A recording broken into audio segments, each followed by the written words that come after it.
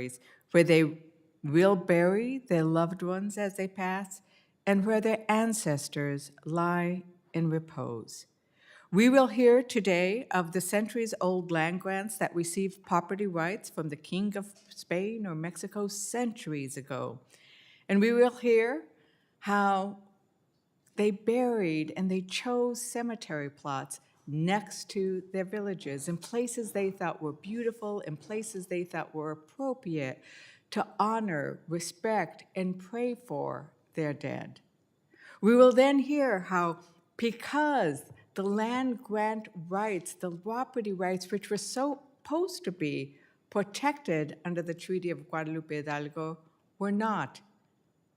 Can you imagine a cemetery that is clearly a place that is held by a community, but instead of granting that property right to the community, to the land grant that had used it to bury and pray for their dead, it was taken into the United States Forest Service, to the BLM, to other places, and lost to the people who hold it dear, who know better than anyone how to pray and revere those who are buried there. And so right now, what it is like is that if there is a cemetery in a place like Trampas, this place, it's beautiful, right?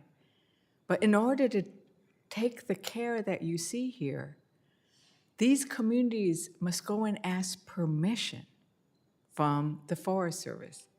They must get permission to do anything to protect the road. They must get permission to do anything to improve this area, move a fence. Think of all the things that must be done to protect a cemetery.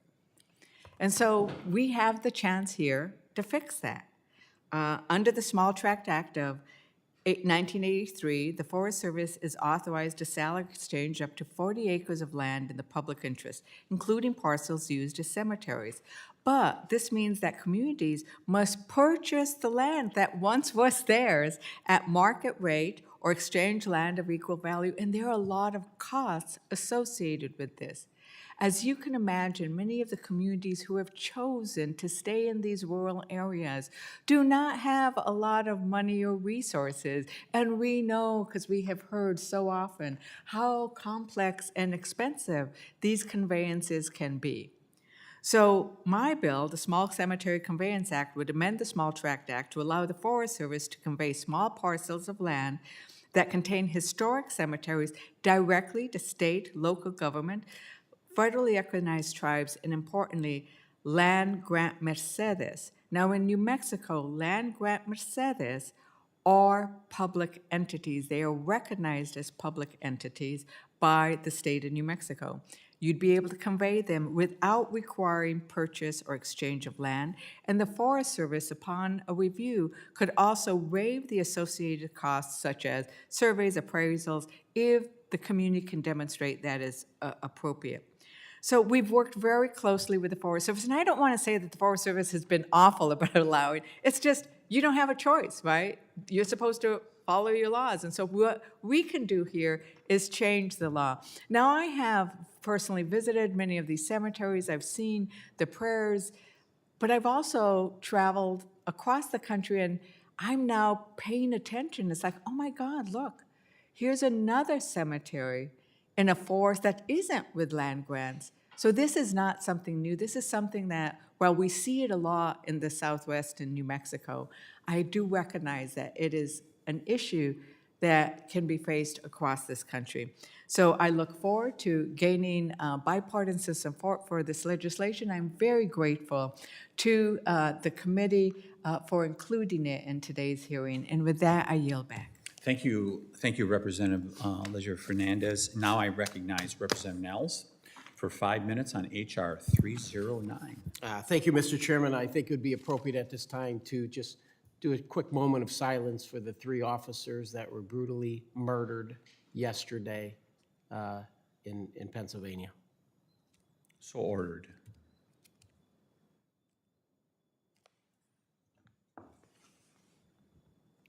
Thank you, Mr. Chairman. Chairman Tiffany, Ranking Member Goose, distinguished members of the committee, thank you for having me here today. I come before you to speak in support of my bill, H.R. 309, the National Law Enforcement Officers Remembrance, Support, and Community Outreach Act, which has been referred to this committee. And to the 13 members of the committee who have co-sponsored the legislation, I thank you. Thank you for your support. Congress created both the National Law Enforcement Officers Memorial Fund and the National Law Enforcement Museum to honor and support the law enforcement community and educate the public about the vital importance of law enforcement in a democratic society. The National Law Enforcement Officers Memorial Fund is the only national law enforcement organization created by Congress, created by us, and both the memorial and the museum were built with private dollars. Unlike other museums created by Congress, the National Law Enforcement Museum receives 0 federal dollars for its programming. The life-saving and educational programs of the National Law Enforcement Museum are just as crucial to the nation as other museums that receive federal support from the Department of Interior. My bill would provide that support by establishing a formal program within the Department of Interior to support and enhance the community outreach, public education, and officer safety and wellness programs of the National Law Enforcement Museum through grants to the National Law Enforcement Officers Memorial Fund. These programs will memorialize and honor law enforcement. Memorialize and honor law enforcement. We have too many of them. We have too many of them that we need to memorialize. It's got to stop. The violence has to stop. It's going to compile data on law enforcement fatalities and injuries, increase public understanding of and support for law enforcement, enhance and improve law enforcement officer safety and wellness, and bring law enforcement closer to the communities they serve. Mr. Chairman, I truly look forward to working with the committee on a path forward on this important legislation, and I yield back the balance of my time. Thank you, sir. Thank you, Representative Nehls.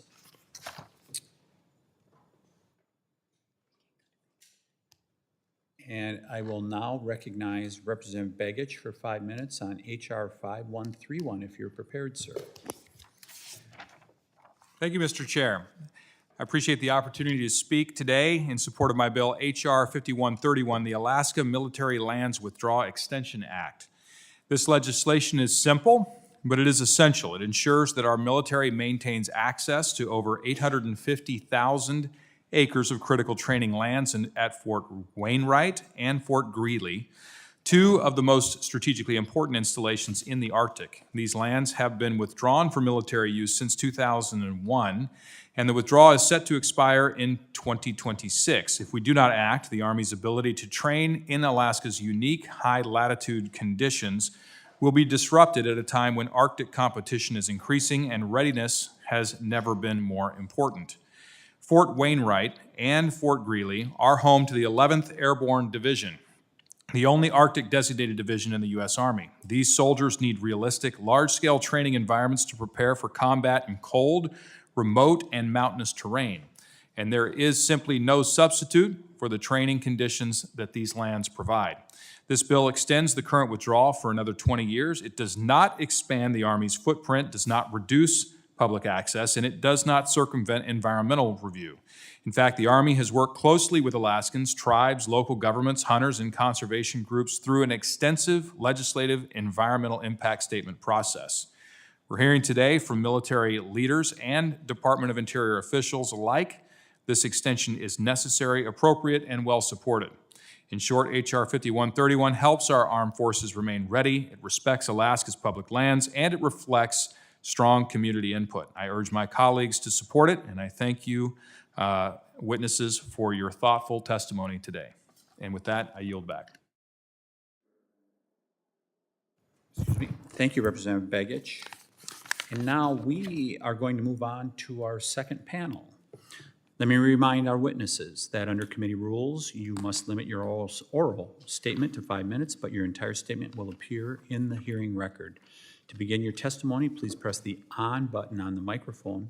We use timing lights. When you begin, the light will turn green. At the end of 5 minutes, the light will turn red, and I'll ask you to please complete your statement. Mr. Walberg, are you prepared to give your testimony in regards to your bill? Mr. Chair, if you're prepared to hear it, I'm prepared. Yeah, if you two gentlemen will bear with us, I'm going to recognize Mr. Walberg for his testimony on, what number bill are you, Mr. Walberg? 4386. Number 4386, you have 5 minutes. Thank you. I appreciate the opportunity to testify on behalf of my bill, 4386, the Beautiful Motorcycle Fairness Act. As a lifelong motorcycle rider and enthusiast, and in fact, co-chairman of the Congressional Motorcycle Caucus, it's a privilege to be here today and speak in support of my legislation which would ensure fair access to our nation's national parks and public lands for motorcyclists. My wife and I have had the privilege of getting on some amazing bikes and riding through many of our nation's great parks, including Glacier and Yellowstone, Shenandoah, Blue Ridge Parkway, all of the rest. There are amazing places and have been incredible experiences that we'll never forget. And that's something that many of my fellow riders share a similar experience in, and could tell you about their favorite ride of their favorite park they have had a chance to visit on two wheels. Like many fellow bikers, I have appreciated the opportunity to buy one annual pass and gain access to our parks. Historically, the America the Beautiful Pass has permitted entry for one non-commercial passenger vehicle with multiple passengers, 2 motorcycles, or a group of bicyclists accompanying one pass holder. However, in the 2024 term, the Biden administration changed this policy, I believe, to unfairly restrict access for motorcyclists to just one bike per pass instead of 2. By returning to the prior policy, we can encourage motorcycle tourism and help the millions visit our great parks without unnecessary financial burdens. This also supports President Trump's executive order celebrating America's 250th birthday by encouraging visitors to our nation's most magnificent places and ensuring American citizens have affordable access to our parks. By ensuring parity for motorcycle riders, we can expand recreational access, strengthen tourism, economics, and all of that depends on visitors, and we need those. And it'll also allow our fellow Americans to connect with our historic landmarks and places of unique significance in the American story. I thank the committee for considering this legislation and urge my colleagues to support it. And with that, I yield back. The gentleman from Michigan yields, and we are going to move on to our second panel. First, I'm going to introduce Mr. David J. Zinn, Brigadier General in the United States Army and Director of Training at the G357 Training Directorate. Brigadier General Zinn, you are recognized for 5 minutes. Thank you, Chairman Tiffany, Ranking Member Negust, and distinguished members of this subcommittee. My name is Brigadier General Dave Zinn, and I serve as the Director of Training on the Army staff. Thank you for the opportunity to appear before you today regarding a matter of significant importance to our nation's security. This subcommittee is considering legislation to extend land withdrawals at 3 key locations: Fort Wainwright, Alaska, Fort Bliss, Texas, and Fort Irwin, California. These land withdrawals provide the Army with 1.6 million acres of training land, which are critical to maintain the readiness of Army forces, both today and in the future.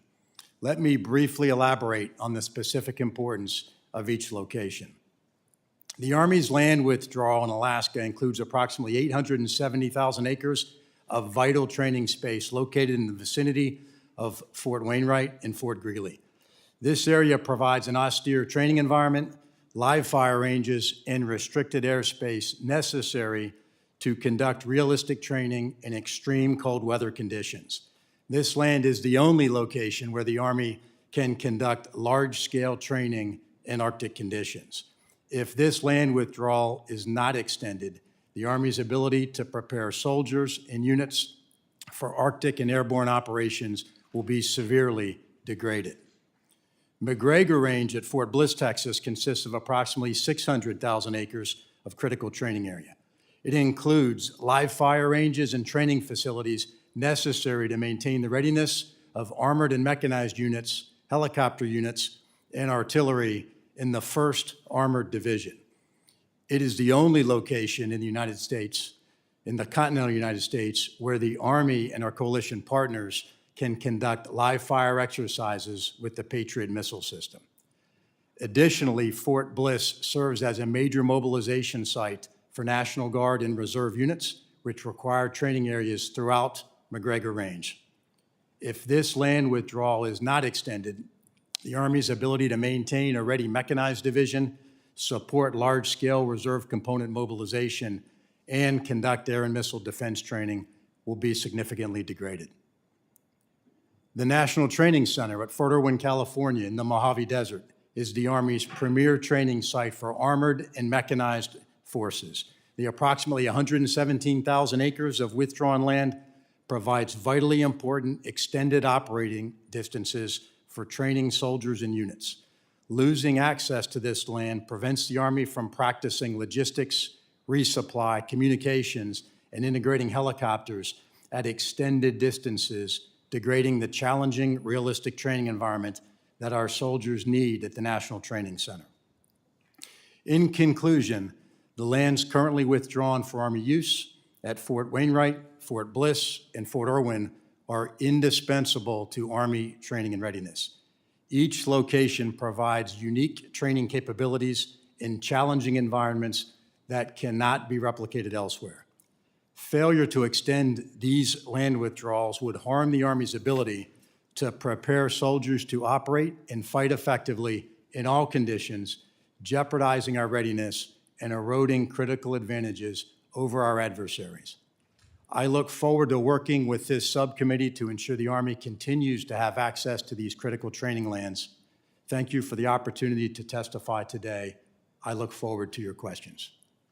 Thank you, Brigadier General Zinn. I'll now recognize Mr. Mike Caldwell, Associate Director at the National Park Service in the U.S. Department of the Interior. Mr. Caldwell, you are recognized for 5 minutes.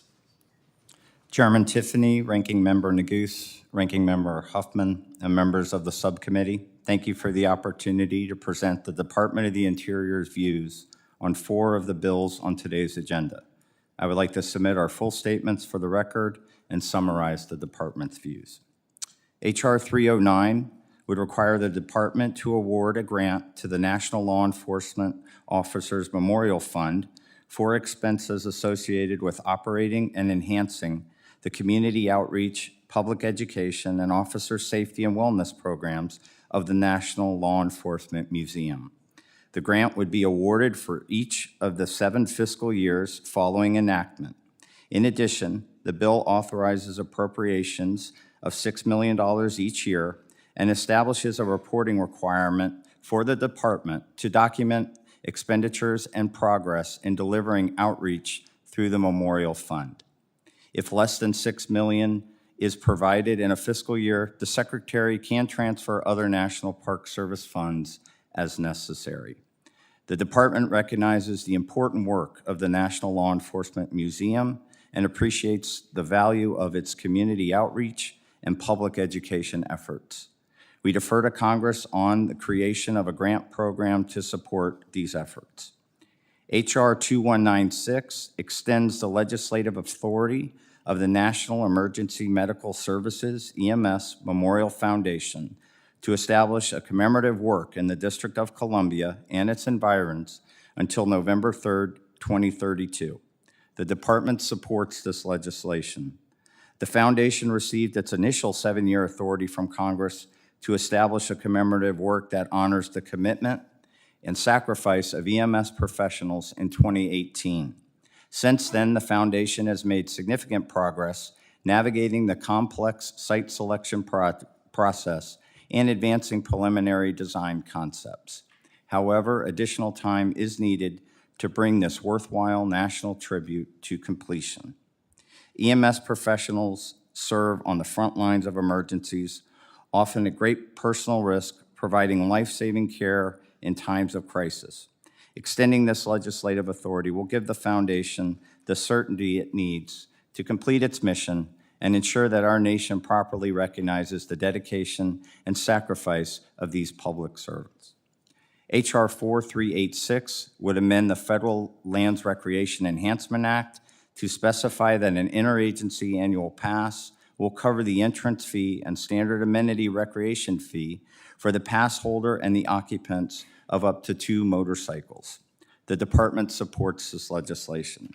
In 2023, the Interagency Pass Program updated its policy to create uniform rules for pass usage among the participating agencies, which took effect in 2024.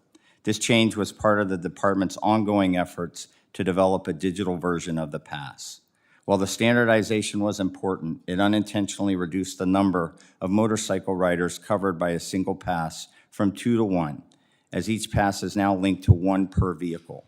H.R. 4386 aims to restore the previous motorcycle policy, requiring the Secretary of the Interior to apply this policy to all America the Beautiful Pass options, including the annual pass. Reversing to the old policy would help lower costs for visitors while maintaining consistency within the pass program. H.R. 4467 would convey approximately 10 acres from the Vicksburg National Military Park to the state of Mississippi to be used for a welcome center, interpretive center, museum, or other public use. The department supports the goals of this legislation and the intent to enhance visitor orientation and interpretation. However, we would welcome the opportunity to work with the bill's sponsor and the subcommittee on amendments that would ensure the bill's purposes are achieved in a manner that protects the long-term integrity of Vicksburg National Military Park. Specifically, we recommend the use of the 2 most recent legislative maps dated September 2024, which provide a precise description of the acreage. We further recommend clarifying that any development on the conveyed land be consistent with the interpretive mission of the park. This will ensure that the visitor experience is enhanced and that the land remains in service of the park's commemorative and educational purposes. Mr. Chairman, this concludes my statement. I'm happy to answer any questions that you or other members of the subcommittee may have. Thank you, Mr. Caldwell. We're now going to take members' questions for the panelists. Mr. Begich, you are recognized for 5 minutes. Thank you, Mr. Chair. My first question, General Zinn, there's a growing concern about strategic competition in the Arctic, especially among adversaries as they increase their military presence in that region. Fort Greely and Fort Wainwright offer unique operational advantages for our national defense posture. Could you elaborate on how continued access to these lands contributes to our broader Arctic strategy and our ability to deter aggression from adversaries in high-latitude environments? Congressman, thank you for the question. I agree completely with your statement on the importance of these training areas to regional security.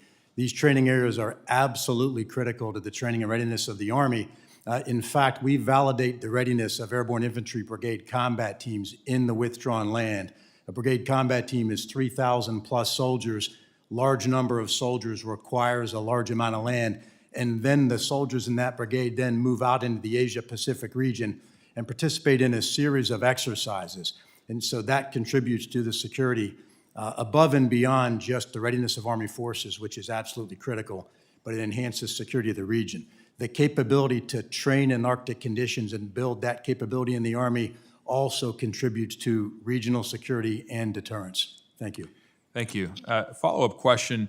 In your testimony, you mentioned that the Army has maintained close coordination with local communities and public stakeholders throughout the environmental review process. Obviously, that's important in Alaska, where residents often rely on public lands for hunting and recreation and subsistence use. Could you speak to how the Army has incorporated community input, particularly from Alaskans, into the development of the LEIS and the withdrawal extension process? Congressman, the primary means that we received input from the public was through our NEPA analysis. And we conducted a NEPA analysis in the withdrawn lands in Alaska, and then we received feedback from the public. And I think that was very important and part of our request for an extension. I would also add that the Army works very diligently to make training lands available to the public for recreational use when we're not using those lands for training and when it's safe to do so. Every installation is different, but in most cases, it's hunting and fishing. That's great. Thank you for that. Mr. Caldwell, the department noted a minor naming discrepancy in the bill regarding the Fort Greely and Fort Wainwright training ranges. Can you clarify whether this issue would in any way affect the Army's operational use of the lands or the department's administrative role, or is it simply a matter of updating nomenclature for consistency purposes? Thank you for the question. It's my understanding it's a nomenclature issue, but we'd be happy to follow up with you on that. The lands at issue in this bill, especially in Alaska, are dual purpose. When not in active military use, they're available for recreation, research, and other public uses. How does the department coordinate with the Department of Defense to manage these lands in a way that represents public access, that respects environmental stewardship, while still fulfilling national defense priorities? I think that was directed That's to me. to you, but yes. Certainly in my conversations with the general beforehand, he's a great user of national park lands as well, which I appreciate. Department of the Interior, all of our lands under the administration of the department, certainly from the National Park Service perspective, we work very collaboratively with the Department of Defense, whether it's providing recreation opportunities for current or previous servicemen and women, but also ensuring that any use that occurs on those lands is not contradictory to the mission of that land. And so we're confident in our ability to continue to do that with the Department of the Defense. Outstanding, and I so appreciate the longstanding partnership that exists between the National Park Service and our Department of Defense. And we've seen that in Alaska for many years, and we expect to see that in the years to come. Thank you for your testimony, and with that, I yield back. Gentleman yields. I now recognize the ranking member of the full committee, Mr. Huffman, for his questioning. Thank you, Mr. Chairman. Associate Director Caldwell, mentioned in my opening statement my concerns about the secretarial order that went out from Secretary Burgum directing the screening of historical content, including signage and exhibits, to make sure that it is, quote, uplifting and doesn't, quote, inappropriately disparage Americans past or living, or another quote, fail to emphasize the beauty, grandeur, and abundance of the landscape. All of this stems, of course, from President Trump's Imperial Edict number 14253, which is entitled, absurdly, Restoring Truth and Sanity to American History. And if that title doesn't give you some chills, you might be in a cult. But Mr. Associate Director, I want to ask you about this process that is now underway of screening and removing, censoring history. I have great admiration for your agency and for the dedicated folks, yourself included, that have spent so many years telling the American story to millions of people. It's an incredibly important thing. And of course, the historians and curators and other professionals who've dedicated their careers to the accurate retelling of our nation's history do incredibly important work. But I'm concerned that their professionalism may not matter anymore. We have it on good information from Park Service personnel that at Fort Pulaski National Monument, this iconic photo of the reality, the cruelty of slavery was ordered removed. And I suspect that if it happened at that national monument, it's happened elsewhere. So I guess I want to start, Mr. Caldwell, by asking you why someone at the Park Service would direct the removal of a photo like this. Thank you for your question. First, I would just emphasize that the implementation of the Secretary order is still underway, as you recall. And the important element of that secretarial order is public input and public participation. And so signage is available that have visitors let us know about what they see, what might So need is to be that what repaired. led to this? Did a And I visitor think ask that it come in down? terms of specifics, in terms of what's being asked or what has been turned in, I think what I would recommend is a follow-up with specific questions related to specific I'm going to be units. very specific. Who issued that order? I have not been involved in issuing any secretarial orders related to this one. Do you But know I of an think our order- committee, do- our committee can certainly get back, or Do we you can get know back to the anything committee. about the order that led to the removal of this photo? Other than just in general, what I have read, both in the media as well as in the How do you feel about department. it as a career Park Service person? Should a photo like this ever be censored and removed from American history? Well, I'm certainly proud of my 30-plus years Yeah. in the National Park Service. So how do you feel about it? Having served in many sites across the country, we're implementing the secretarial order. not gonna answer my question. And the department, to my knowledge, has not instructed anyone to remove content about slavery. Yeah, you're wrong about that because this really did happen. So I urge you to look into it. But let me ask you about the process. Who is making this determination of which exhibits, which photographs, which documents, somehow fail to uplift America in a way that makes Stephen Miller and Donald Trump happy? Who at the Park Service? There's a separate process involved and a separate team that's working throughout the National Park Service. And I think our team there could get back to the committee and your staff in terms of any specific requests you have on that process. I would welcome that. Are there guidelines about how they are making this inherently subjective determination? The only deadlines that I have seen might be related to the secretarial order, but once again, I'm not involved in the implementation of the secretarial order, so if those have changed, I'm unaware, but we can get back to you on that. And you will give us the standards and guidelines that whoever is doing this scrub of history is using? That seems like something that Congress should know about. I certainly can relay your concerns to the folks that are implementing the secretarial order, and we will get back to you and your staff. I would hope so. And of course, it's going to take some resources to do all of this sanitizing of American history. So where is that funding coming from? I think this, while certainly not a budget hearing, we follow the administration's priorities on our budget. We trust the judgment and the job that our field staff are doing, and Where does the money come adjust from? those priorities. Is this coming from other programs and mission-critical activities that we fund? I'm not aware of Mr. any. Caldwell, you I'm may not answer that.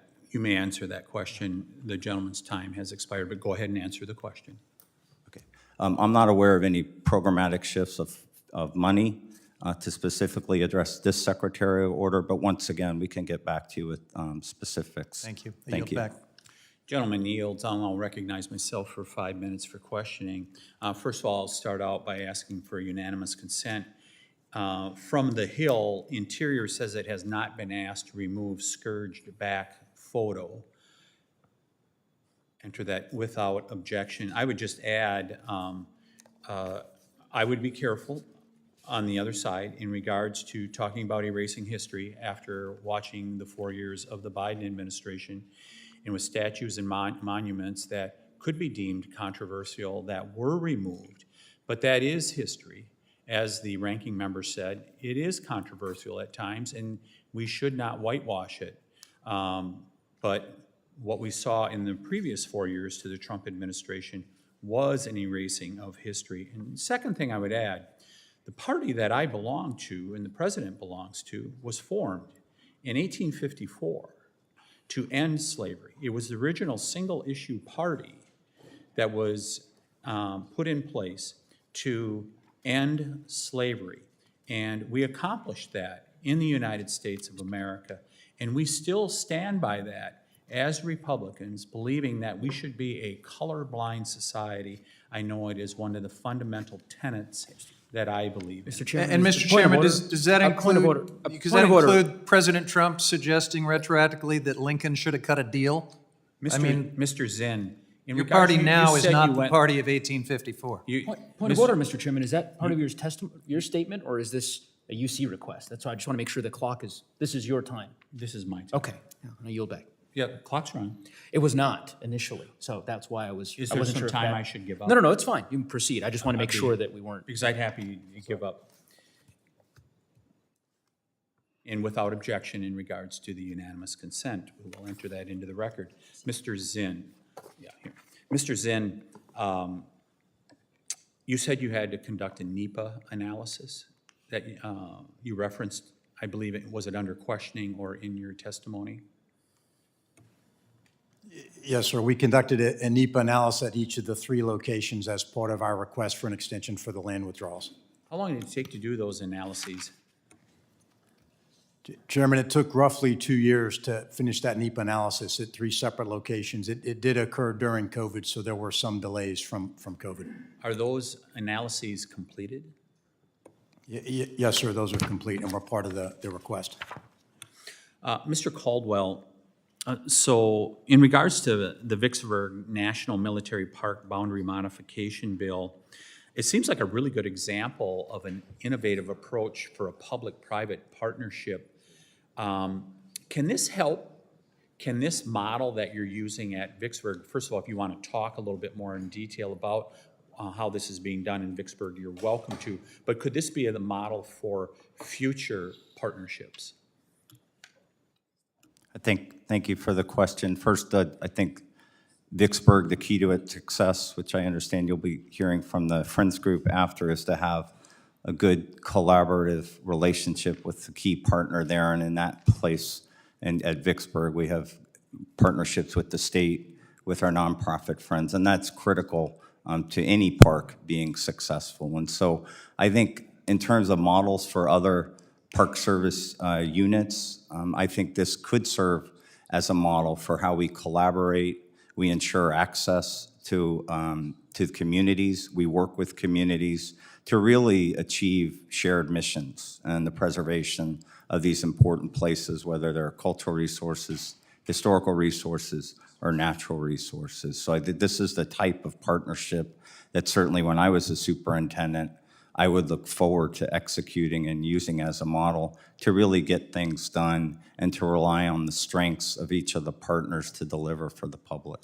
Yeah, as we go through the reauthorization process for the Great American Outdoors Act, are there other places that you think that this could be used? I don't know if there's any specifically that you want to mention. You don't have to do that if you want to. But are there other projects that could use this model? First, certainly, we appreciate Congress's role in the authorization of the Great America Outdoors Act. It is making fundamental, generation-changing investments in the assets that are needed to preserve these special places and provide for public enjoyment. I think certainly we have made reference to America 250 in this hearing, and certainly it comes up a lot. I think the type of partnerships that you see at Vicksburg could be emulated and are emulated to some varying degrees at different historic sites across the country. I know certainly some of our larger Western sites have great partnerships with state, local governments, visitor bureaus, all types of groups that really combine together and make for more memorable experiences for the public. So I think not only just the way the partnership's coming together, but the collaborative spirit that you see at Vicksburg, I think is something that could be emulated across the system. Well, as a veteran of the Park Service, I hope you and other people in leadership will follow through on that, because I know there are people that have significant wealth that they've generated living in the greatest country in the history of mankind, and they would really like to give back to America before they leave this earth. And I think there's great opportunities to improve some of these outdated sites, visitor centers, things like that. And I think there's people that would do that with no strings attached. And I hope that all of you at the Park Service will take a look at that model and help us achieve that to make our national parks the updated crown jewels that they are here in the United States of America. Thank you. I will yield and now recognize the ranking member of the Federal Lands Subcommittee, Mr. Nehls, for 5 minutes. Thank you, Mr. Chairman. Thank you to both the witnesses for being here. Thank you for your testimony, and thank you for your service. Assistant Director Caldwell, I'm going to circle back here with respect to the comments that were made by the ranking member of the full committee, because I share his outrage, and I think this committee and the country deserves an honest answer from the National Park Service. You are the assistant director. You have served for over 30 years in a variety of different capacities.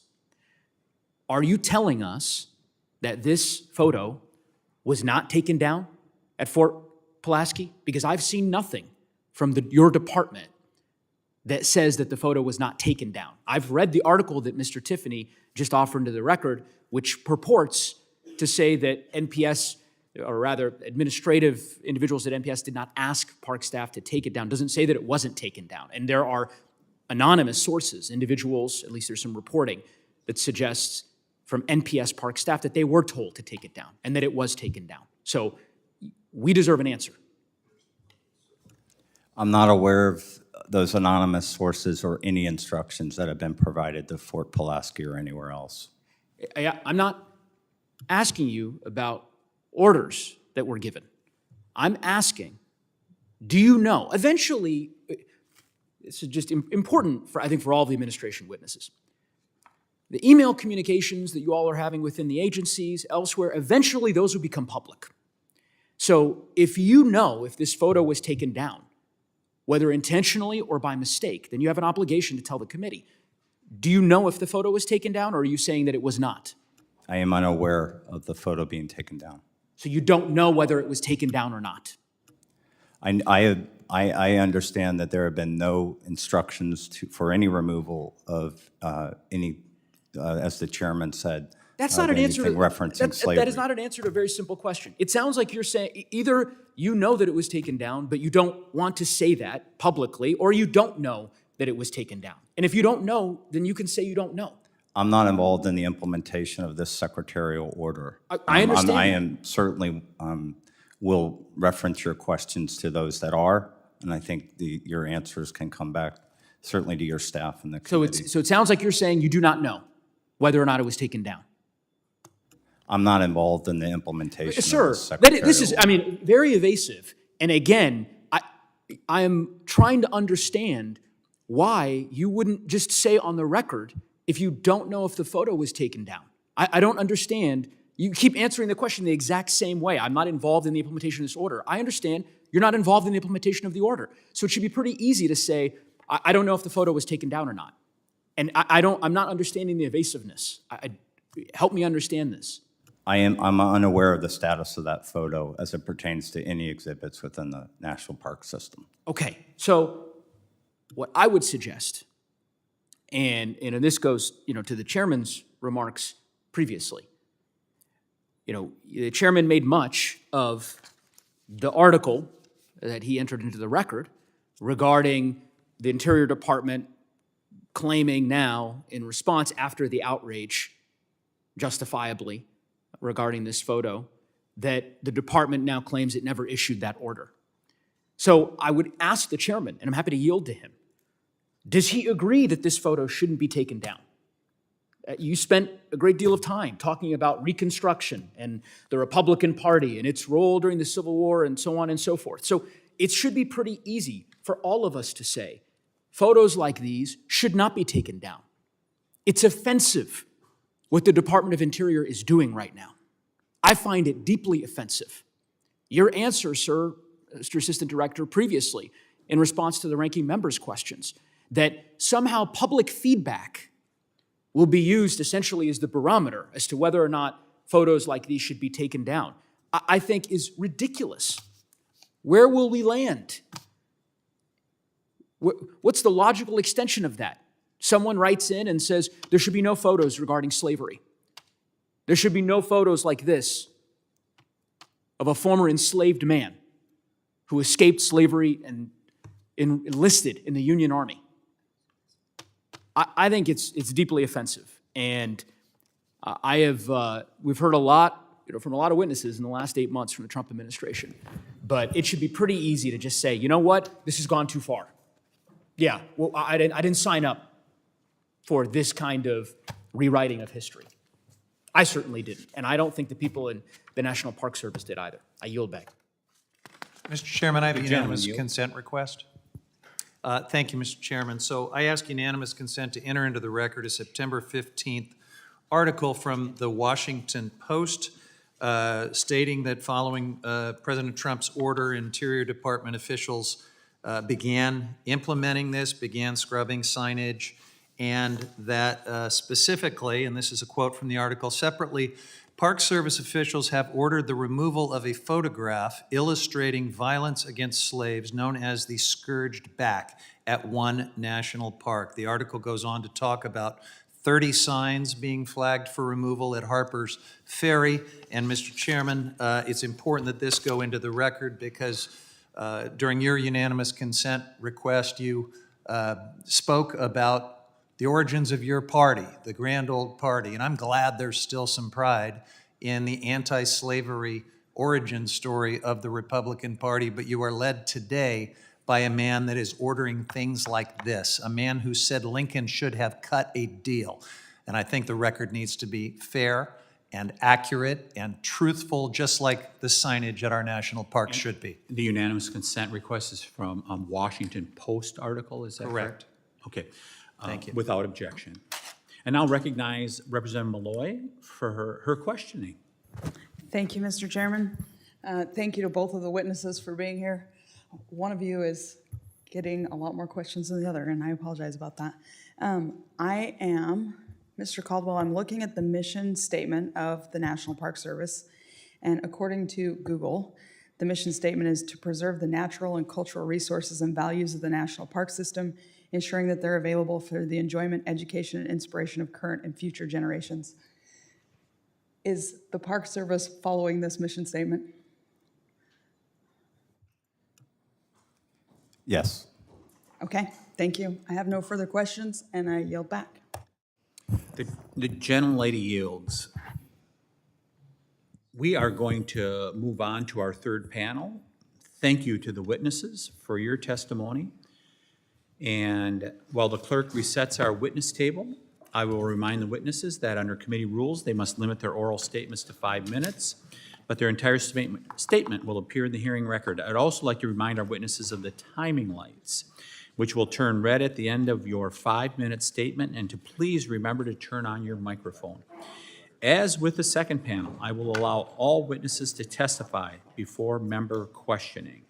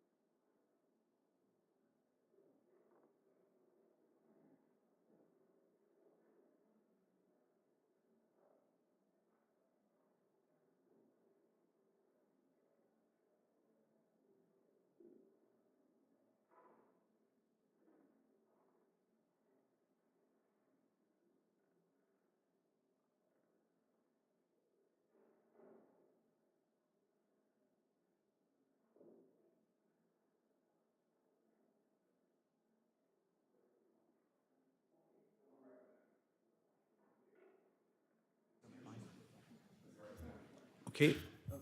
First, I will recognize Mr. James Robinson, Chief of the Thompson Valley EMS. Chief Robinson, you are recognized for 5 minutes.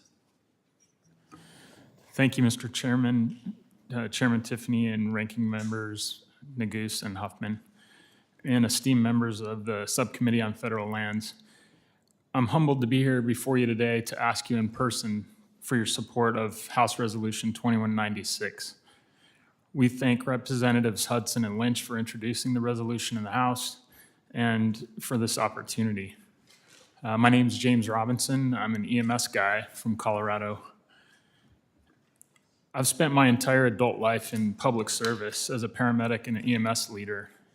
In addition to my current role as the chief of Thompson Valley EMS, I'm also a board member of the National EMS Memorial Foundation and have been since 2011.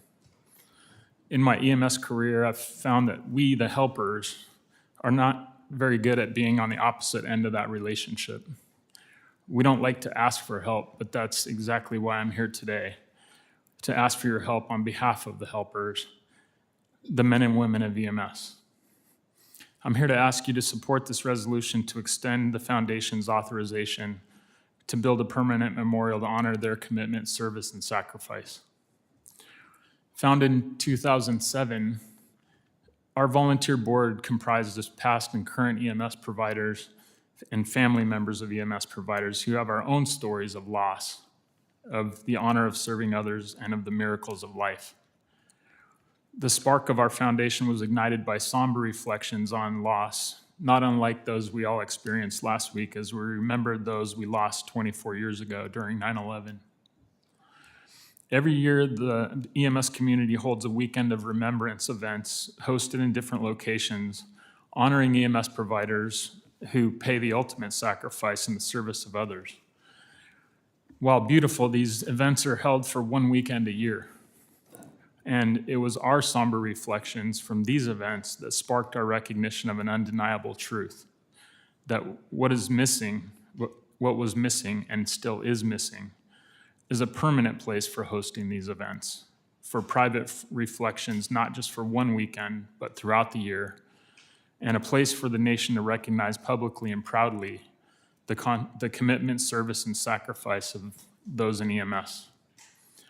We respond to calls for help without hesitation, 24/7, 365, in all weather, all conditions, and at risk of our own personal safety. Our rewards are intrinsic, foremost among them being upholding the trust our communities put in us, to care for them in their times of need. This was evident throughout the COVID pandemic. We showed up, and we kept showing up, despite losing many of our own. Let me share another example of this sacred trust with you. We respond to calls for help in the middle of the night and are often met by people in sleepwear and bathrobes who hurry us, complete strangers, into their homes. They don't know us. They never ask us if we are certified, if we're competent, or if we've undergone criminal background checks. They hand us their babies. They answer highly personal questions that they wouldn't answer for their own family members or closest confidants. And they allow us to expose and examine their bodies. And they do all these things because they trust that we are going to help them. We never underestimate the significance of this trust. It is mother-child kind of trust. It's why we're committed, why we serve, and why we sacrifice, and why our work isn't simply a job, it's a calling. As Director Caldwell mentioned, our initial authorization came through Public Law 115-275 that was passed unanimously in both chambers in the 117th Congress and was signed into law during President Trump's first term on November 3rd, 2018. A Commemorative Works Act authorization lasts 7 years, and in our case, is due to expire on November 3rd. Like many other recent memorials and commemorative works, we require more time to complete the project. To that end, H.R. 2196 and the companion Senate Bill 2546 to extend our authorization are necessary for us to continue our efforts. We presented to the National Capital Memorial Advisory Commission regarding H.R. 2196 in May, gaining unanimous support from the commissioners. And as you heard, the National Park Service also supports extending our authorization. We have broad support in the EMS community and among our partners in public safety. We've narrowed the sites from 312 to 3 and are awaiting final approval for our preferred location, which is very close to here at 3rd and Independent Southwest. And one of the reasons for that site was a thematic connection. We're poised to enter the next phase with this reauthorization and appreciate your support. Thank you for the opportunity. I look forward to your questions. Yeah, thank you for your testimony, Chief Robinson. Next, I want to introduce Mr. William Alexander, Chief Executive Officer at the National Law Enforcement Officers Memorial Fund. Mr. Alexander, you have 5 minutes. Good morning, Chairman Tiffany, Ranking Member Neguse, and members of the distinguished members of this committee. My name is William Alexander. I'm the Chief Executive Officer of the National Law Enforcement Officers Memorial Fund.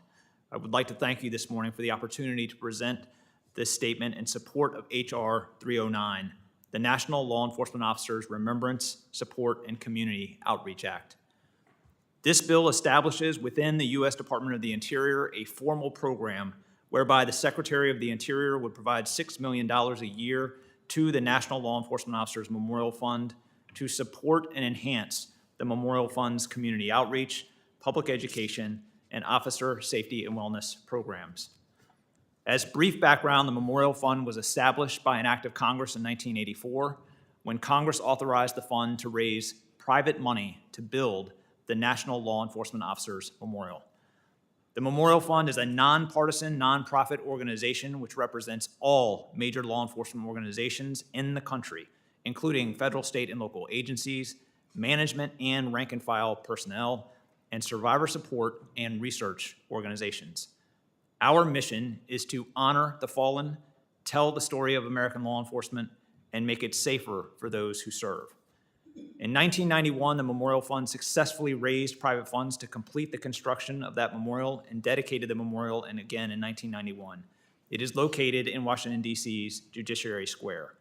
It is our nation's monument to all the law enforcement officers who have made the ultimate sacrifice in service to our communities and our country.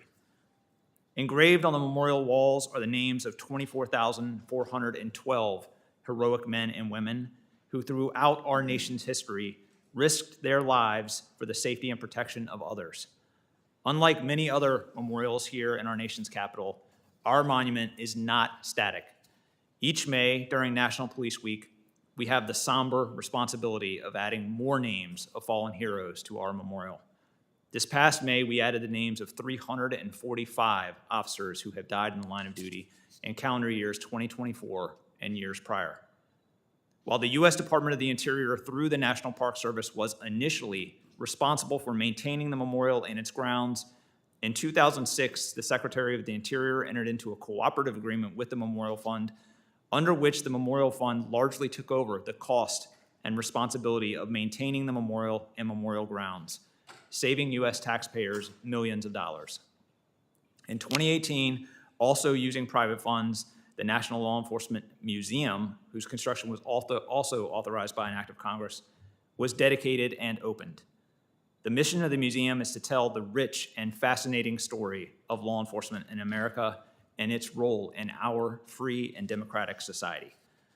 Both the National Law Enforcement Officers Memorial and Museum represent the only national law enforcement memorial and museum honoring all of American law enforcement.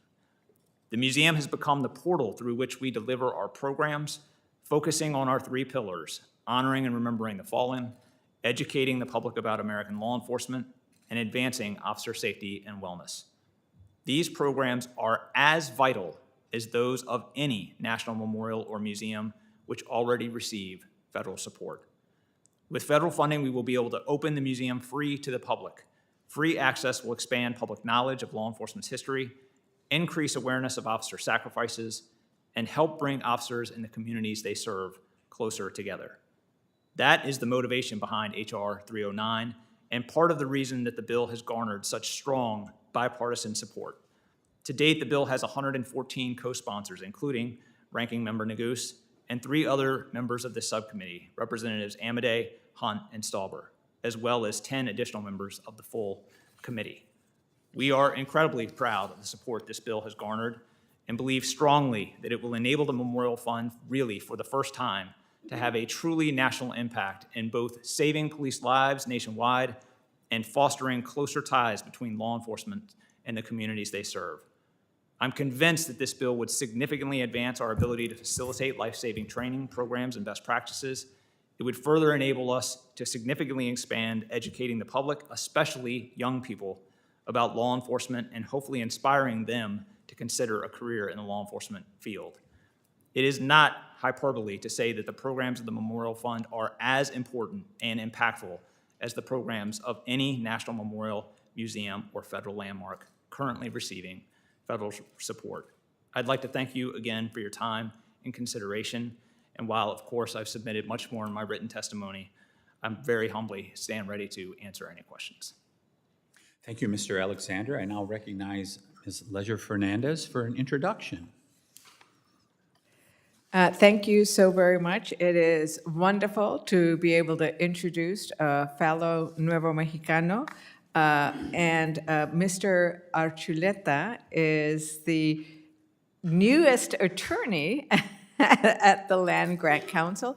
The New Mexico Land Grant Council was established by the New Mexico State Legislature to look at all the issues with regards to the many land grants we have in New Mexico, and we are pleased that he is here to testify on the cemetery bill that we'll be hearing shortly. Thank you very much. Mr. Archuleta, you are recognized for 5 minutes. Thank you, Mr. Chairman, Ranking Member Naguse, and members of this committee. Again, my name is Candido Arturo Archuleta. I am with the New Mexico Land Grant Council, here today to testify in support of House Resolution 4284, the Small Cemeteries Conveyance Act. The council is tasked with providing support and assistance to Land Grant Mercedes in the state of New Mexico. Land Grant Mercedes are local governments established through grants of land from the Spanish Crown and the Mexican government between 1693 and 1854 for the purpose of recognizing and encouraging community settlements in what is now the United States Southwest. These lands included both private lands for use for establishing homes, as well as local businesses within the community, as well as common lands that were held in common by all and used by all members of the community for beneficial use of supporting those communities. These uses included personal uses such as hunting and fishing, grazing and watering of livestock, gathering of fuel wood to heat homes, as well as building materials for home construction. In addition to this, the common lands also were utilized for public purposes such as placement of community buildings and infrastructure, establishment of towns plazas or town squares, as well as for use in placing community cemeteries. In 1848, at the close of the Mexican-American War with the signing of the Treaty of Guadalupe Hidalgo, the United States had an obligation to recognize the titles that had been deeded under the prior sovereigns, and that instituted a land confirmation adjudication process that lasted about 50 years. That process was long, it was cumbersome, and it was also wrought with corruption as land speculators took advantage of that process to try and defraud communities of their common lands. As a result of the adjudication process, millions of acres of those former common lands are now under the management of the federal government in New Mexico. As a byproduct of that process, today there are at least 20 known community cemeteries that are located on federal lands in New Mexico.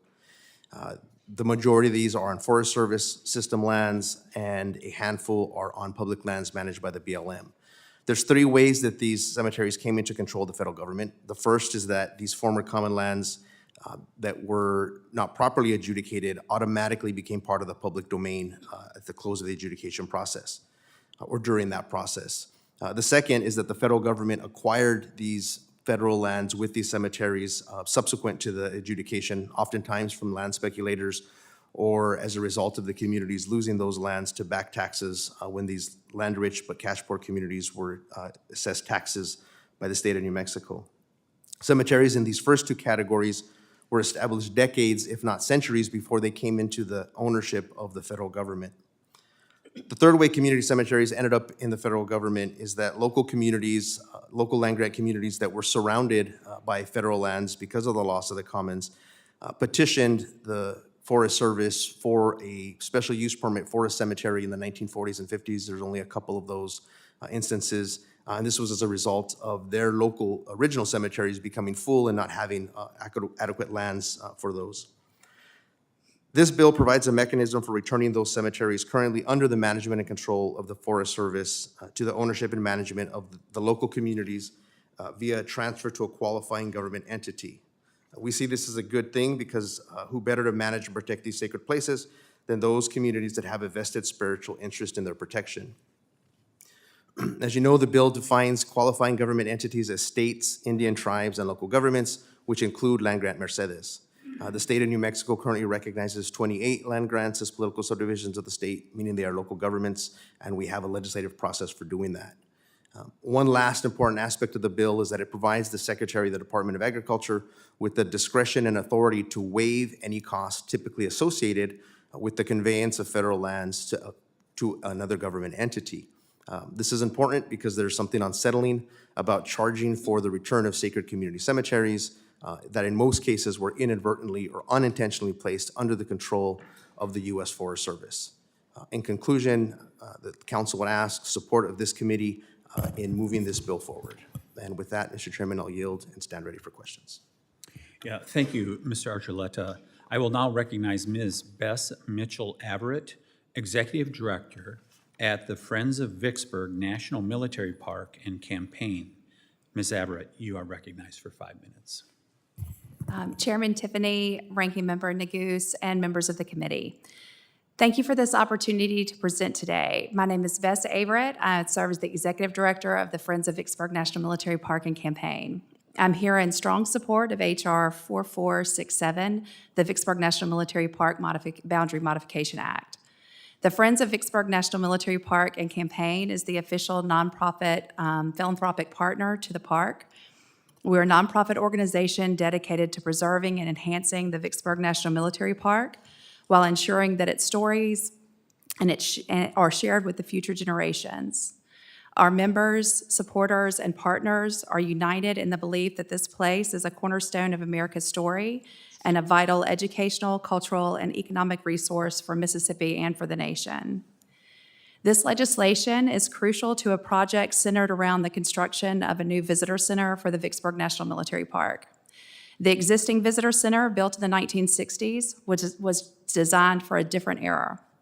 While it has served faithfully, it now is far too small, outdated, and inadequate to meet the needs of the nearly 500,000 visitors who come each year to Vicksburg. The current center, situated on core battlefield land, not only disrupts historic landscapes, but also poses an ongoing maintenance burden for the National Park Service. Our visitors deserve more than what the current facility can provide. They deserve a gateway to fully understand the Vicksburg campaign and its enduring significance. The new Partner Visitor Center will be a state-of-the-art facility telling a more complete story of the Civil War from pre-war era through Reconstruction.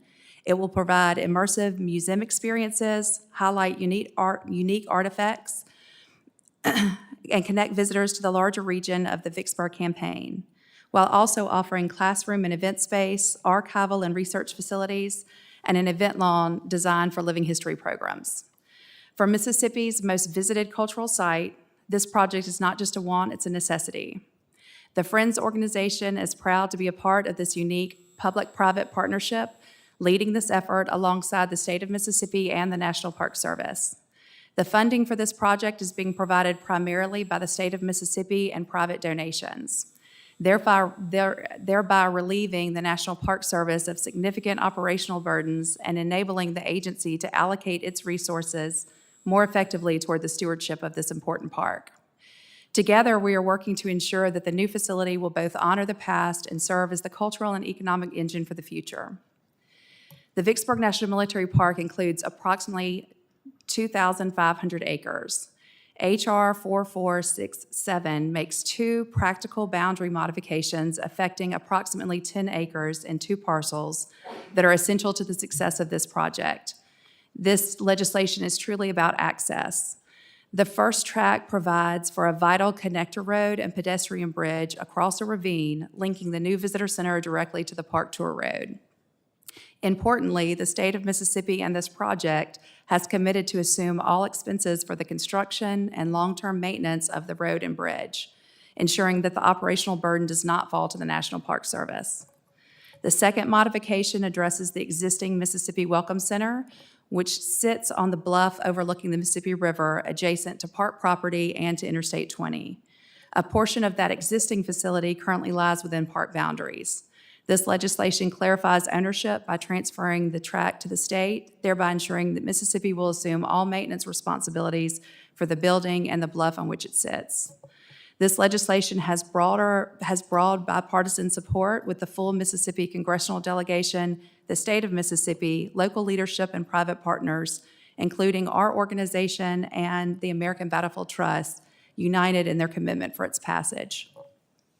Battlefields are a living classroom and vital to local economics. In Vicksburg, heritage tourism is a major economic driver, and the new visitor center will only strengthen that role. It will attract visitors who stay longer, explore more, and invest in local business. In conclusion, HR 4467 is a critical step toward making this vision a reality. It will allow the necessary land adjustments for the new visitor center and strengthen the long-term preservation and interpretation of the Vicksburg National Military Park. On behalf of the Friends of Vicksburg National Military Park and campaign, I urge you to support this legislation, and together we can ensure that the story of Vicksburg is told with the depth, dignity, and national importance it deserves. Thank you for this opportunity to testify and for your commitment to protecting America's historic treasures. Thank you, Ms. Everett. I will now recognize Mr. Tom Umphris, board member at the American Motorcycle Association. Mr. Umphris, you are recognized for 5 minutes. Thank you, Chairman Tiffany, Ranking Member Neguse, and members of the subcommittee. Thank you for inviting me to testify today in support of HR 4386 and on behalf of motorcyclists across the United States. My name is Tom Umphris, and I serve as Vice Chair of the Board of Directors for the American Motorcyclist Association, where I also chair the Rights and Advocacy Committee. And I am proud to represent over 215,000 AMA members nationwide. In addition, I serve as the Government Relations Officer for the Amateur Riders Motorcycle Association, AMA District 23 in Minnesota.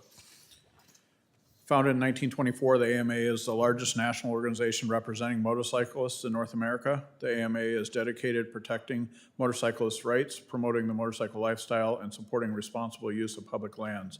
Our members have a proud history of volunteer work, trail maintenance, and stewardship of national parks and other public recreation areas.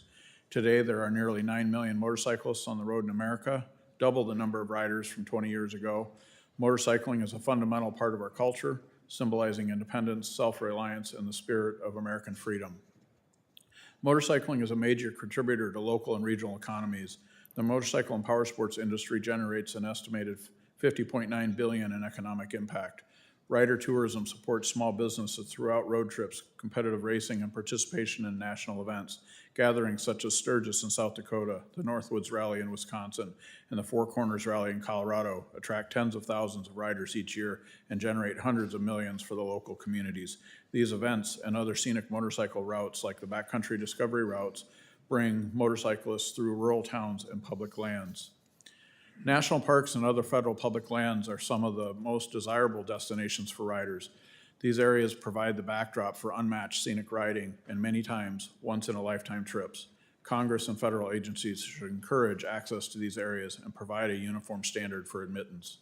Unfortunately, a recent policy change has created confusion and frustration amongst the motorcycling community. In 2024, the Department of Interior announced that the America the Beautiful annual pass will move to a single signature line, eliminating the options for 2 motorcyclists to share a pass. While the pass will still allow admission for a driver and up to 3 passengers in a car, 4 bicyclists and 4 pedestrians, it now only admits 1 motorcycle with up to 2 riders. This change penalizes motorcyclists traveling together on separate motorcycles, requiring each to purchase an annual pass. This disparity places an unnecessary burden on motorcyclists who travel together and support our public lands. Further, this discourages riders who travel responsibly from visiting and fails to provide parity amongst visitors based on mode of transportation. Beyond restoring parity, this bill also supports the broader goals of modernizing and improving access to America's public lands. Motorcycles are fuel-efficient, space-saving, and environmentally friendly vehicles that align well with the stewardship goals of federal land managers. They also provide a unique way to experience federal lands. Unlike a passenger car, a motorcycle allows riders to be immersed in the environment with better views, unobstructed sights, and more direct connection to the landscapes, sounds, and experiences that make our federal lands so special. In this way, motorcycling is not only efficient, but also one of the best ways to see and enjoy the amazing federal lands and recreation areas.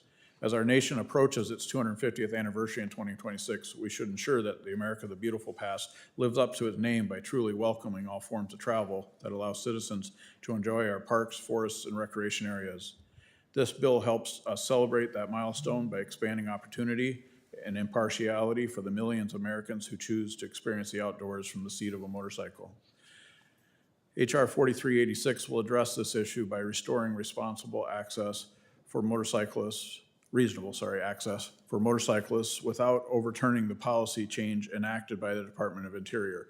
This legislation provides a simple solution by updating guidance from the Secretary of Parks and local staff to allow 2 motorcycles per pass by explicitly allowing 1 additional motorcycle, including its passenger, to enter with a pass holder. HR 4386 restores a vehicle access parity for motorcyclists.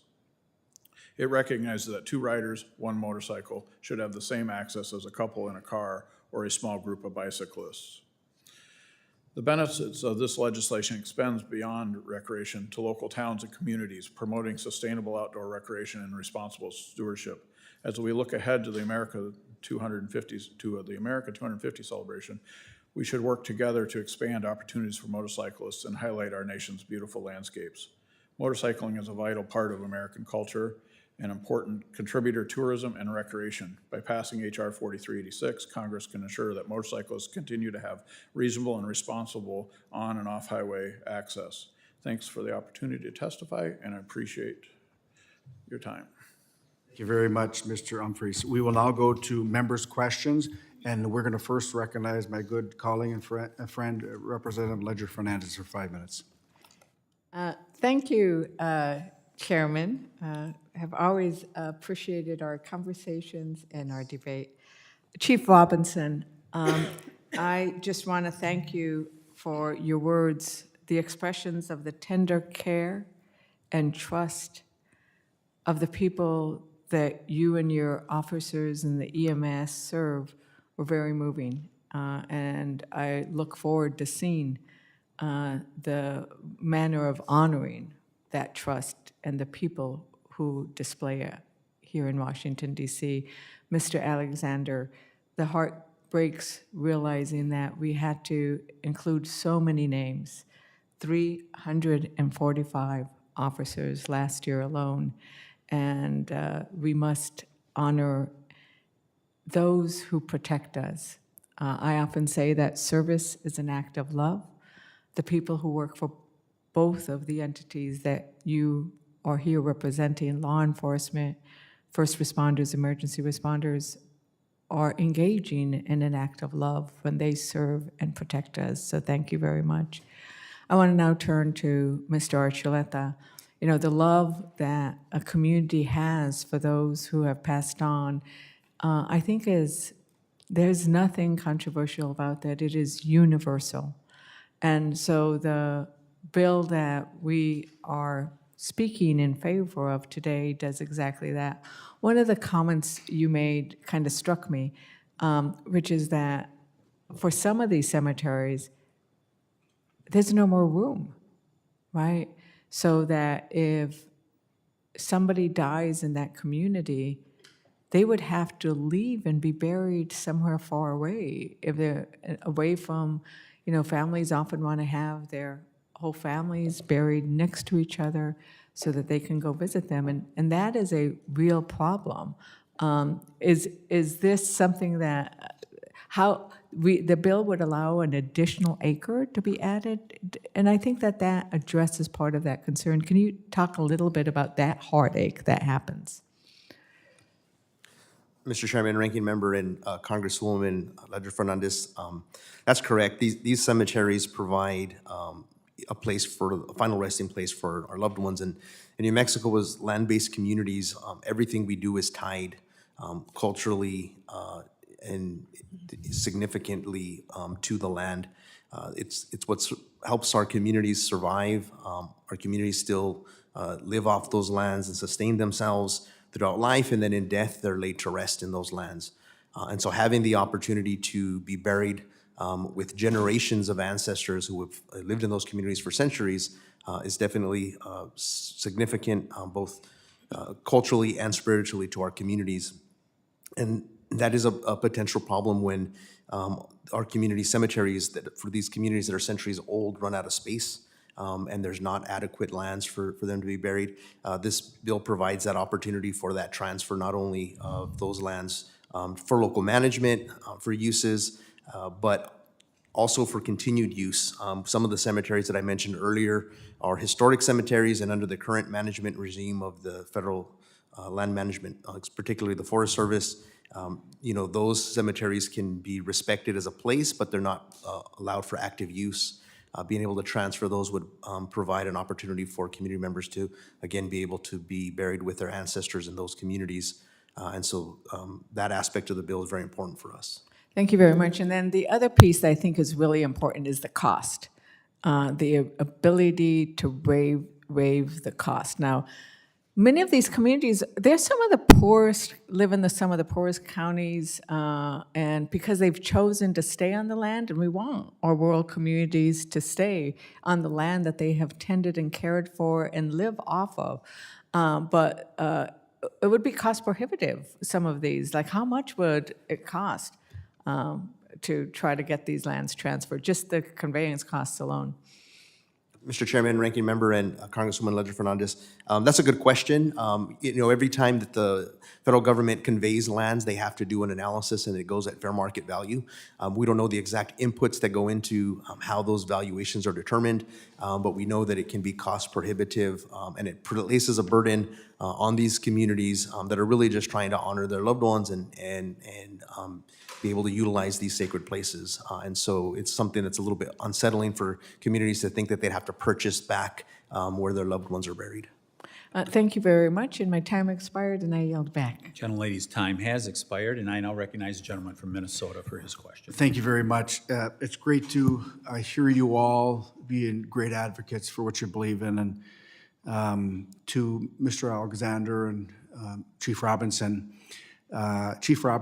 for you first, as a former nationally registered paramedic, I will say this phrase, and you will understand it: shock, shock, shock, everybody shock, little shock, big shock, right? Cardiac arrest algorithm way back when. You had shared a story of what you go through and what you see.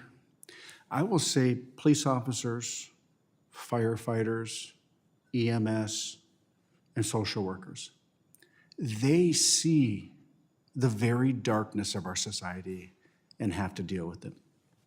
I think by recognizing EMS is critically important, and I am looking forward to supporting this. And I want to thank you and all the other workers that save lives and have to go through that grief. It's not easy. Taking a baby from a mother, right? Car crash.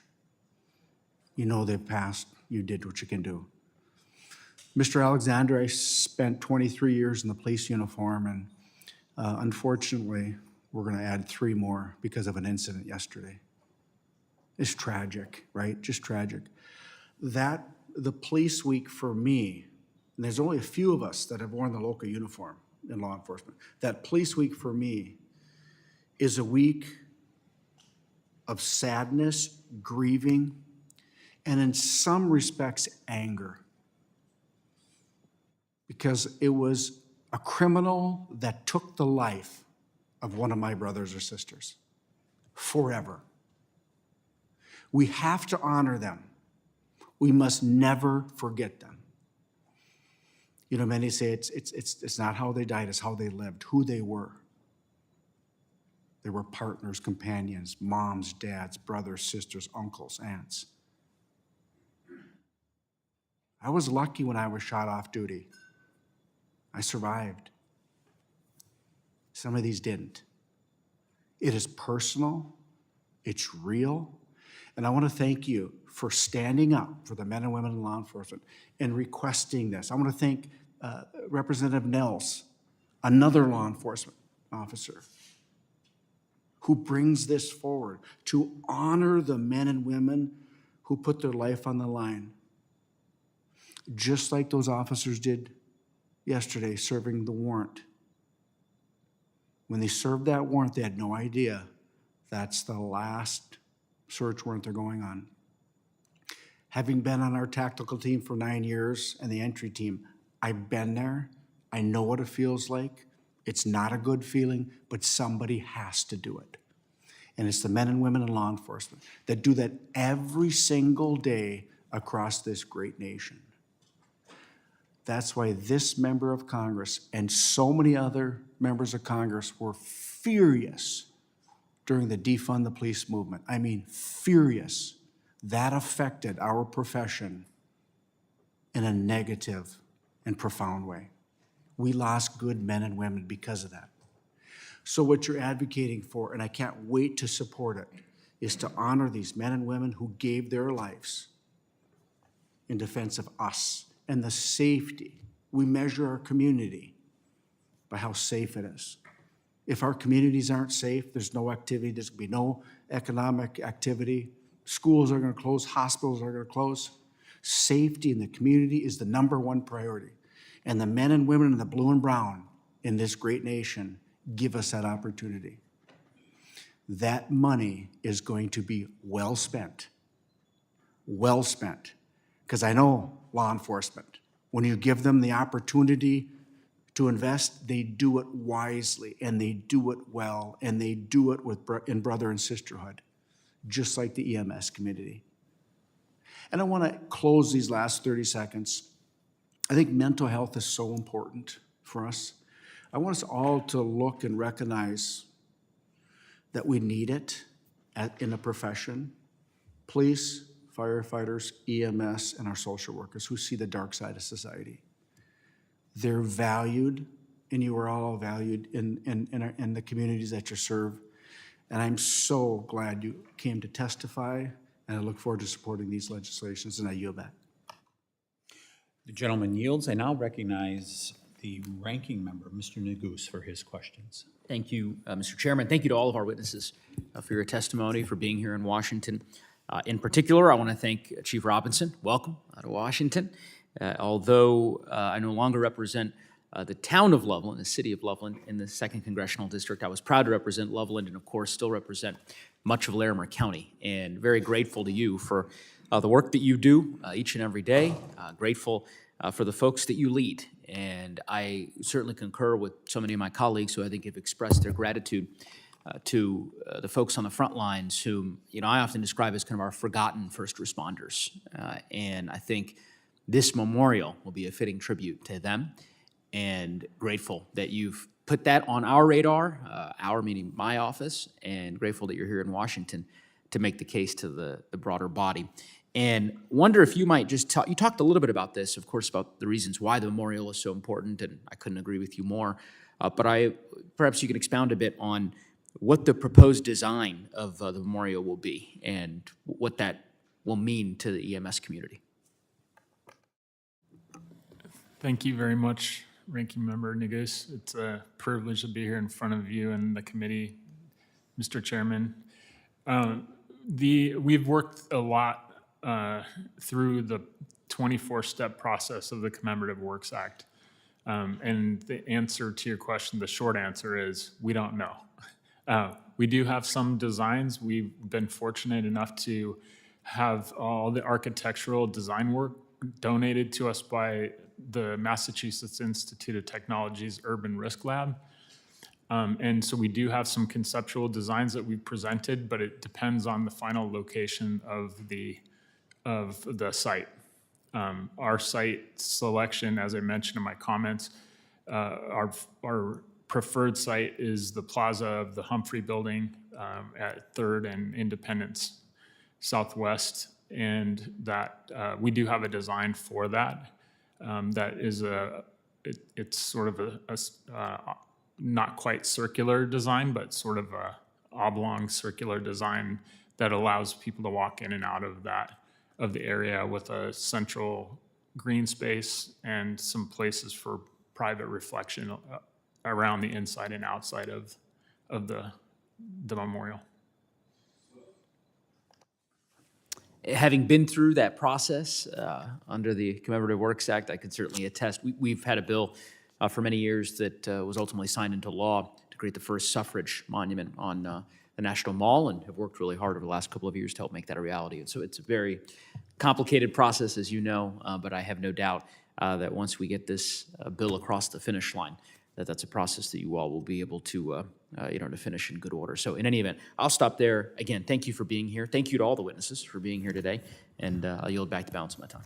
Gentleman yields, and I'll recognize the gentleman from Michigan, Mr. Walberg, for his questioning.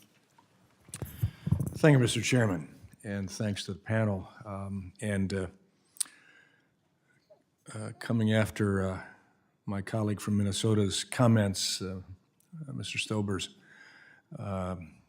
poignant comments about reality. It almost causes me to reserve commenting on my legislation. But I recognize the fact that we have security in our country, that individuals who are willing to step to the plate. Those of us who enjoy motorcycles and motorcycling in the great national parks have a greater freedom and opportunity, so thank you. Mr. Umpress, it's good to see you. Have a fellow AMA member, as a life member myself in the AMA, working for riders' rights and safety, education, and all of that. I think allowing cyclists in a common sense way to use their motorcycles with friends and family in national park settings, which, some of the greatest pictures in my mind come from times up on top of 10,000-foot, 11-foot peaks and Glacier Park and Yellowstone and other places that I've enjoyed. And your background is impressive as well, since your service includes leadership in the Amateur Riders Motorcycle Association, and where you're educating and helping train new riders for on-road and off-road usage, and your work is on recreational trail issues. Question I would have: how has the disparity caused by the change to the America the Beautiful Pass, and it's a change, went away from what it was, which was working, how has that change implemented during the previous administration negatively impacted motorcyclists and their enjoyment? Thank you, Mr. Chair and Congressman. The change is, I think, one that is limiting the use and the access to our public lands. This is something that we heard from our members. It was brought to our attention that this change had come to place from our membership. And basically what they're saying is they do not participate or are not using because they just feel they're not treated the same anymore, and they'll choose to go elsewhere. And I think, as we talked about earlier, on mental health, that getting out on a motorcycle and enjoying these lands is a good way to help improve your mental health. So we want to make sure that we have this access so that we can continue to. Is there any negative impact on our national parks through motorcyclists using it? I do not think so. I think it's actually a better use. It helps simply with just parking because they're smaller. So when you do need to have parking, they take up less space. I think they're more fuel efficient. They allow people to get out and enjoy these spaces. So I do not see a negative. Yeah. Having ridden 250 miles last Saturday through Utah mountains, I can attest to the enjoyment. Yep. And it's better gas mileage uses as well. How much of an economic driver are recreational biking and motorcyclist tourism, especially for communities around our rural areas and public lands? Thank you. It's millions of dollars that are put into the local economies through motorcycling activities. And some of the events we talked about earlier, the industry itself is about $50.9 billion, but the recreational activities in local areas are millions. We have an event in Minnesota, part of a race. The local newspaper there has done economic impact, and they figured just that one weekend event, I think it was about $2.5 million of local economic impact through restaurants, hotels, local services, and stuff like that. So by having motorcycling in these communities, it provides a great economic impact. Yeah, and that's not discounting cycling events like Sturgis, Mount Rushmore area, and all of the rest, and the impact that's there. I appreciate your response. Mr. Chairman, thank you for allowing this common sense solution to be brought up. And I believe it is common sense. It worked before. I don't know why it was taken away. To allow cars, motorcycles, bikes to have access to our glorious national parks ought to be encouraged, and this will be a simple change, and I hope there will be support. I yield back. The gentleman yields. I'll now recognize myself for the question. Yes, you see a lot of people, their therapist is their Harley, right? And I thought it should have been called the Harley Bill, but I come from the state of Wisconsin. So,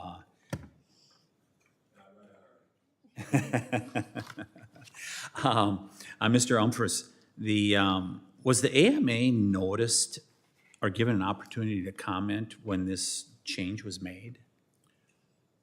Thank you, Mr. Chairman. I'm not aware of any comment period when the change was made. I believe in our letter and the response we received back is that there was not a public comment period required. We did write a letter after it was brought to our attention that this had happened, and we did hear back from the administration on that. But I believe that referenced that there was not a public comment period needed. And when did that happen? That was. When was the change made? I think in 2020, or February, that we referenced them, or reached out to the Secretary of Interior and received that response, but the change was made in January of 2024. Early 2024 is when that change was made? Yep. Okay, thank you very much for that. Ms. Everett, you represent one of the finest national military parks in the United States. My wife and I, when we were there 20 years ago, we could have spent 2 days there, and it was just terrific. And I want to thank you for your work that you do and all the others down in Vicksburg, because it really does tell a great story about the Civil War and part of American history. And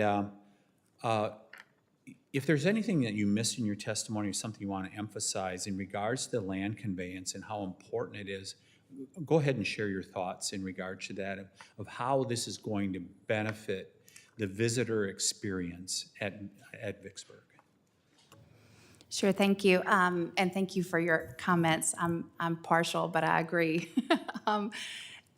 The park in Vicksburg is such a significant piece of American history, and the park boundaries itself prior to 2019 really were just the siege lines at Vicksburg.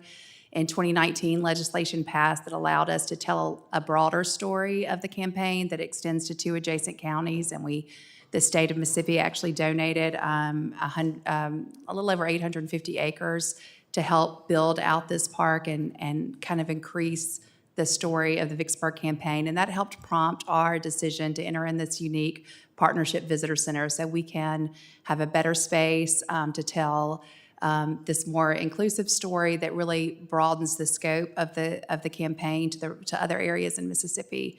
So this boundary legislation is critical. It's a small parcel of land. I joke and call it the ditch in Mississippi, but it really is just a small parcel of land. But what it does is it allows this access road and this connector to what will be this new state-of-the-art facility to connect this public-private venture to the tour road of the national park. And it's just critical to the success of the project. And kind of to circle back to one of your comments from earlier from Mr. Caldwell, we are proud of this partnership. It is exciting to see people at the state and local level understand the significance of this national park, but also the private sector. I mean, this is America's story, and we're really proud to see this level of support and investment into this important site. Yes, certainly on the part of this subcommittee of federal lands, but I hope it is also the case with the full committee of natural resources. This is a priority of ours to try to, where people want to participate and put money into these sites like this, national parks and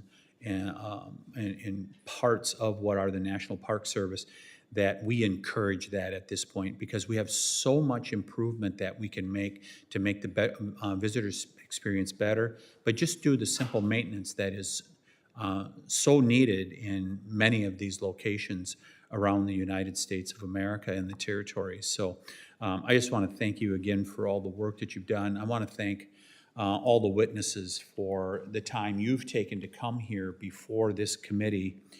And members of the subcommittee may have some additional questions for you, and we'll ask that you respond to those in writing, please. Under Committee Rule 3, members of the subcommittee must submit questions to the subcommittee clerk by 5 p.m. on Tuesday, September 23rd, 2025.